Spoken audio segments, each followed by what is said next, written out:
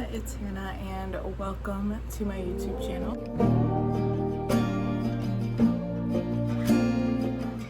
Today's video is going to be very exciting. I am going to be talking about all of my 5-star reads. By all, I mean all of them since I started my reading journey back in 2021. So let's dive right in. Oh, also just a little disclaimer, I'm not really going to be giving summaries of these stories because a lot of them I went into blind. So I think finding a really good 5-star is being super unexpected by what it was going into it. So yeah, I'm just going to tell you guys kind of why I gave it 5 stars and what the feeling was that I had while reading it. The first book I actually don't have with me. I lent it to my boyfriend's mom. So the first 5-star I'm going to be talking about is Little Women by Louisa May Alcott. I read this book in March of this year and it just completely monopolized my mind while I was reading it. When I wasn't reading it, I was thinking about it, and it took me a bit longer because it is 400 something pages and it's classic writing. So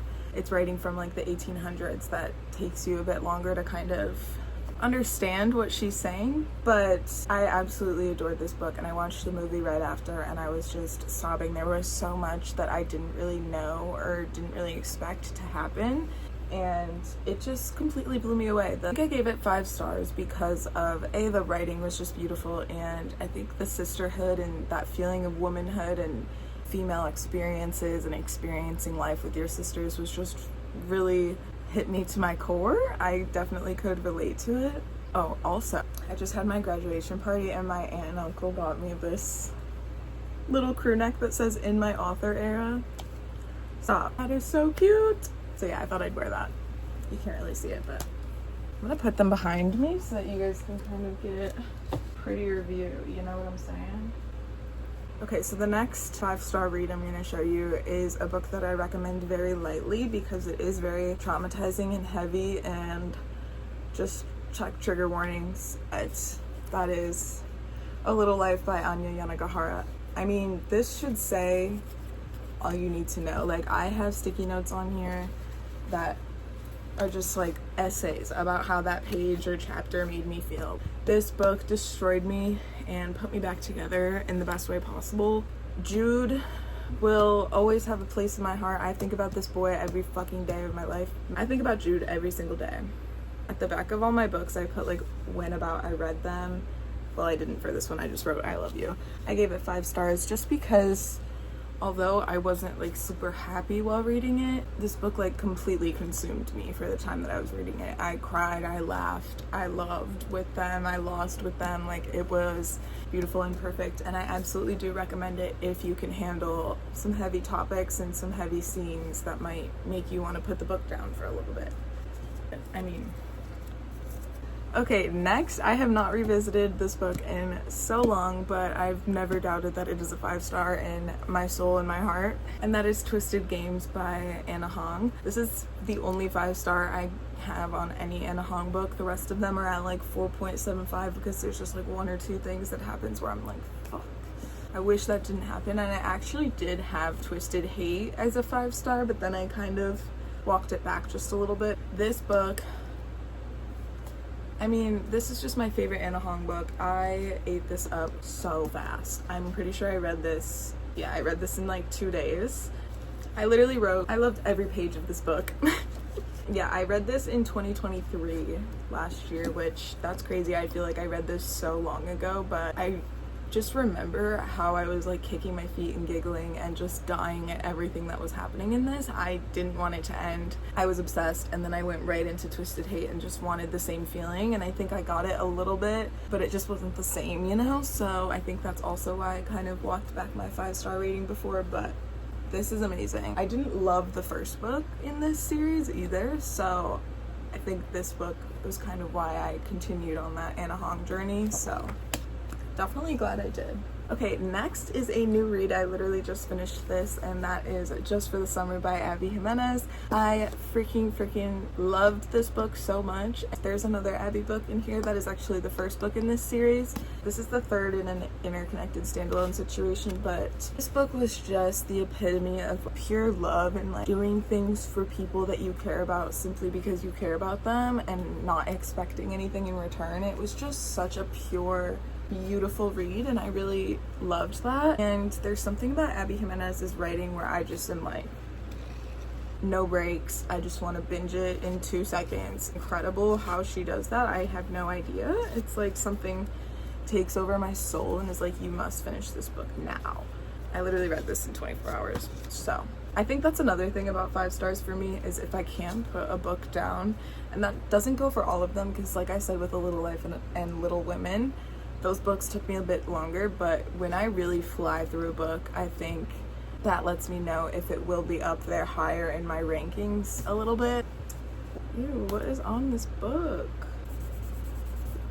The next 5-star is I Fell in Love with Hope by Lon Colley. This book destroyed me in ways that I cannot even explain. I loved this book so much. I didn't know a whole lot going into this book, which I think is a good move. I think that's a good decision. I think you should go in knowing a little less than you might want with a normal book. This book changed so many of my opinions on love and hope and the afterlife and living, you know? There's just so many things in this book that I had to stop and think and just be like, wow, that was incredible. I think if you flip through this, there's so many underlines, so many annotations. It's like, yeah, I don't think I gave this a 5 right away, but after thinking about it and just like digesting it, and I go back and think about this all the time. Like, I constantly am wondering about these characters, and I think that's another sign with a 5-star, is if you can't stop thinking about the book and just what happened within the book, because there are so many books that I read where I'm like, what the fuck just happened in that? I couldn't even tell you. This was just delectable. Okay, this next one is my favorite book of all time, so be gentle in the comments with your opinions. That is Normal People by Sally Rooney. This will always and forever probably be my #1 book of all time. I don't remember when I read this, but I read it before I'd put like the dates on things. I think it was like the beginning of 2022 or something like that, and I just absolutely fell in love. #1, the way that Sally Rooney writes, I think is really unique, and I never connected to 2 characters like that before, even with like TV shows. I hyperfixate on shows and books and shit, so like when I relate to a character, I really relate to that character, and these 2 were just, it was crazy. I saw myself in both Marianne and Connell, which are the 2 main characters, and you follow them throughout so much of their life, and it's like, shit. You're rooting for these people even though they make mistakes and they don't do everything right, and it just felt so real and normal. No book has come close to making me feel the way that this book has, not even other Sally Rooney books. I think she has a new one coming out soon, and I'm like actually dead on the floor waiting for that. Yeah, I don't even know what else to say, just that like nothing compares to this book. Okay, next one is another banger. We have Alone with You in the Ether by Olivia Blake. If you're sensing a theme of like really emotional romances, don't say anything, okay? This is another book that was just so poetically and beautifully written that it's hard to not think about it and just be like, holy crap, that was such a beautifully written book. Yeah, I just loved this. There was symbolism in here that like made my heart hurt. There were quotes in here that I had to like stare at them for a minute and just be like, whoa, that was kind of crazy. I need a break. I need a minute. And although the romance might not be the most like happy cut and dry romance in the world, I think that's what I love about it, is that it is so complicated and there are so many moving pieces in these 2 and their connection together. So this was the first Olivia Blake book that I read, and I'm glad I picked this one up instead of a fantasy, because fantasy isn't my main genre, but knowing that she writes like this makes me want to read her other books. Next one I've thought about changing, but I think I only wanted to change it because of people's negative opinions about the book after I read it, and I don't think that's fair. I think it definitely is a 5-star to me just based on how I was feeling while reading it. And for a fantasy, I was so into it. I didn't want to put it down, and it's a pretty hefty book and I enjoyed a lot of it. So that is Fourth Wing by Rebecca Yarros. The reason I say I wanted to change it is just because I did hear people's critiques about it and I was like, okay, I get that, that's a valid opinion, but I don't think it changes how I felt while reading it. And I really just loved the dragon aspect of it and the fact that like the dragons could talk, and like that was a whole thing. I haven't read the second one yet. It is on my shelf, but I just been delaying it a little because of, again, things that I've heard. But this was just such a fun experience. The romance was kind of what I started it for, but the fantasy was what I stayed for. And I just like the world building and like all of the characters more so than just the 2 main characters. So okay, the next one is another fantasy, but I would consider this like kind of a minor fantasy. I don't think it's super heavy on the fantasy, and that is Divine Rivals by Rebecca Ross. This book was such a good like first fantasy for me to read. It was on Book of the Month, I think, or like TikTok or something, and I read the description and I was like, I need that immediately. The hardcover of these, when I get an actual proper bookshelf, I'm gonna put this and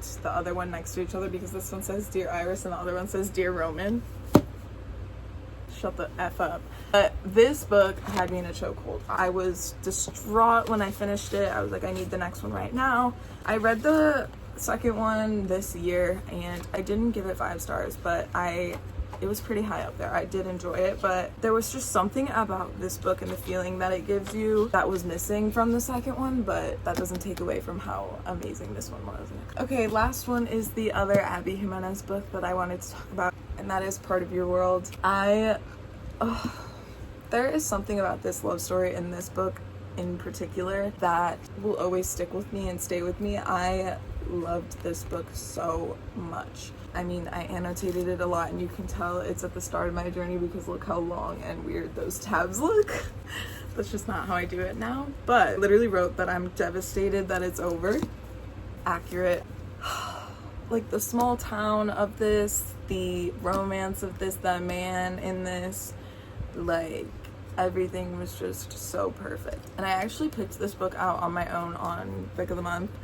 Like nobody was really talking about this book at the time, or Abby Jimenez. I'm just so glad that I like discovered this on my own and discovered that I loved her writing before I like saw it blow up, you know what I mean? Not that it makes really any difference, but I love when I pick up a book and like I'm right that I'm gonna love it instead of getting it from like TikTok or Goodreads or something, because I just love trusting my gut on a book and its summary, you know?